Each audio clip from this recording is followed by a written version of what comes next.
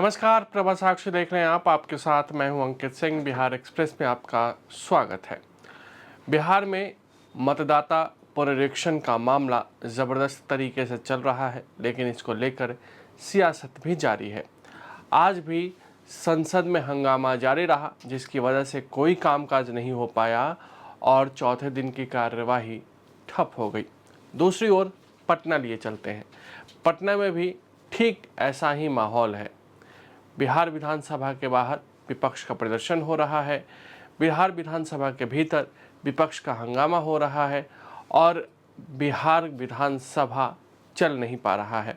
बिहार विधानसभा का ये सत्र आखिरी सत्र है। अब से 1-2 महीने बाद चुनाव है और इसलिए बिहार में एसआईआर का मुद्दा ज़बरदस्त तरीके से गर्म होता दिखाई दे रहा है।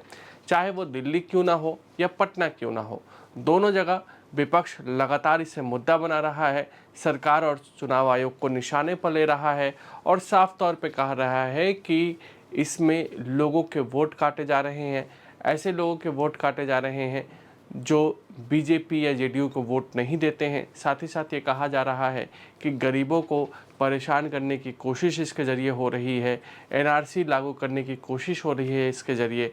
और आज तो राहुल गांधी ने ये तक कह दिया कि हमारे पास सबूत है, वोट काटे जा रहे हैं, चुनाव आयोग इससे बच नहीं सकता है, हम उसके पीछे पड़ जाएंगे। दूसरी ओर तेजस्वी यादव, जो बिहार में विपक्ष के चेहरे हैं, उन्होंने ये तक कह दिया है कि हम चुनाव का बहिष्कार तक कर सकते हैं। इतना ही नहीं, पप्पू यादव जो पूर्णिया से निर्दलीय सांसद हैं, उन्होंने कहा है कि अगर चुनाव आयोग नहीं मानता है तो हम सभी को सांसद और विधायक पद से इस्तीफा दे देना चाहिए। अगर हम बात करें चुनाव आयोग की, तो वो कह रहा है कि क्या हमें जो मृत हैं लोग, उनके वोट को वोटर लिस्ट में रखना चाहिए? क्या जो फर्जी वोटर हैं उनके वोट हमें वोटर लिस्ट में रखना चाहिए? क्या वैसे लोग जिनके पास कोई डॉक्यूमेंट नहीं है, वो विदेशों से आके बसे हुए हैं, क्या ऐसे लोगों को हमें वोटर लिस्ट में रखना चाहिए? चुनाव आयोग अपना तर्क दे रहा है, विपक्ष अपना तर्क दे रहा है। सरकार का पक्ष ये है कि ये तो कानून के तौर पे हो रहा है, ये तो संविधान के तहत हो रहा है और इसमें विपक्ष को क्या दिक्कत हो रही है? क्या विपक्ष रोहिंग्या और जो बांग्लादेशी घुसपैठ है उनके वोट को वोटर लिस्ट में जोड़ना चाहता है? आरोप प्रत्यारोप का दौर लगातार चल रहा है, लेकिन बिहार में ज़बरदस्त तरीके से एसआईआर को लेकर राजनीति हो रही है। ना सिर्फ बिहार में बल्कि दिल्ली में भी इसको लेकर खूब राजनीति हो रही है। चलिए 2-4 लोगों के बयान सुनाते हैं कि किसने क्या कुछ कहा है।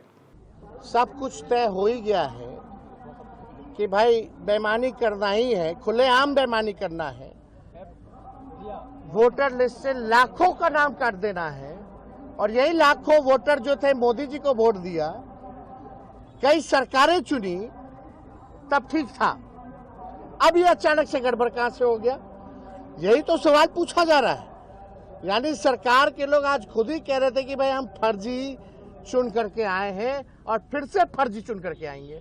तो जब बेईमानी करना है तो हम लोग इस पे विचार कर सकते हैं बॉयकॉट करने का चुनाव। देखिए, ये बहुत सीरियस मैटर है। Election commission is not functioning as the election commission of India. Today they made some statement, this is complete nonsense, right? The fact of the matter is that election commission is not doing its job. Now we have concrete 100% proof of election commission allowing cheating in a seat in Karnataka. Not 90%. When we decide to show it to you, it is 100% proof. Okay? And we just looked at one constituency and we found this. And I'm absolutely convinced that constituency after constituency, this is the drama that is taking place. ये दुखद दुर्भाग्यपूर्ण है। सदन की गरिमा सत्ता पक्ष और विपक्ष दोनों को रखने की जरूरत है। कल भी जिस तरह से इन लोगों ने अभद्र शब्द का प्रयोग करना, गुंडे की भाषा में उंगली दिखा कर करके उत्तेजित करना, ये मानसिकता जंगल राज के पाठशाला में पढ़ने वाले लोगों का इतने दिनों के बाद भी बरकरार है। जनता इनको पूरी तरह से जवाब दे चुकी है विधानसभा लोकसभा में, लेकिन अहंकार नहीं टूटा है। जमीन पर काम करने वाले को ये बंधुआ मजदूर समझते हैं और बोलते हैं कि हम तो दो पूर्व मुख्यमंत्री के पुत्र हैं, हमारा जन्मसिद्ध अधिकार है सत्ता में। आज तीसरा दिन है और विपक्ष और विशेष रूप से कांग्रेस पार्टी सदन को नहीं चलने दे रहे हैं।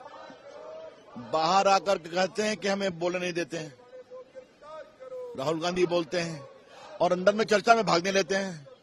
इसका मतलब क्या है? बहुत सिंपल सी बात है। मोटी बात यह है कि आपको रिवीजन से क्यों भागते हैं? क्या आप चाहते हैं कि वो व्यक्ति वोट दे जो उनकी मृत्यु हो गई है? क्या आप चाहते हैं उन लोगों को आप वोट देने के लिए कहते हैं जो उस क्षेत्र में रहते नहीं है तो दूसरी जगह चले गए? तो क्या मतलब है इसका? इसका मतलब क्या है? संविधान एग्जीक्यूट करता है। सदन से ऊपर, संविधान से ऊपर कोई दुनिया में नहीं है, ना चुनाव आयोग ना कोई। जब संविधान से ऊपर कोई चर्चा होने लगे इस देश में, तो फिर सदन को ये पावर है कि वो इस पर अमेंडमेंट भी करेंगे, उस पर चर्चा भी करेंगे और जरूरत पड़ेगी तो फिर उसमें इंटरफेयर भी करेंगे। सर्वोच्च न्यायालय की भी व्याख्या करने को पावर है, एकदम व्याख्या करेगी। चुनाव आयोग निरंकुश हो जाएगा तो सर्वोच्च न्यायालय भी हमारी व्याख्या करेगी।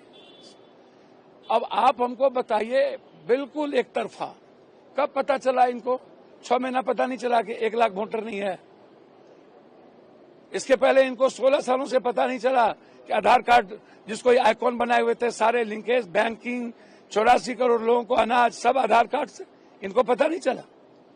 और जब चुनाव की बारी आई और दिखा कि जीतने के लिए हम कुछ भी करेंगे, तो इन्होंने एक एसआईआर बहाना ले आया और एसआईआर के आर में जहां जहां फॉर्म 6 में बीजेपी को वोट नहीं है और जहां इनको वोट नहीं मिलना है, जहां वोट का मार्जिन कम है, वहां ये गए नहीं, एलओपी गया नहीं, बीएलओ गया नहीं, बस जाके नाम लिख रहा है। ना आप कोई पर्ची ले रहे हैं। आप 10 पर्ची कौन देगा जनाब आपको? आप एक पर्ची की बात करिए। अगर आप भी लेना चाहते हैं देश दुनिया की तमाम जानकारी तो आज ही सब्सक्राइब करें हमारे चैनल को।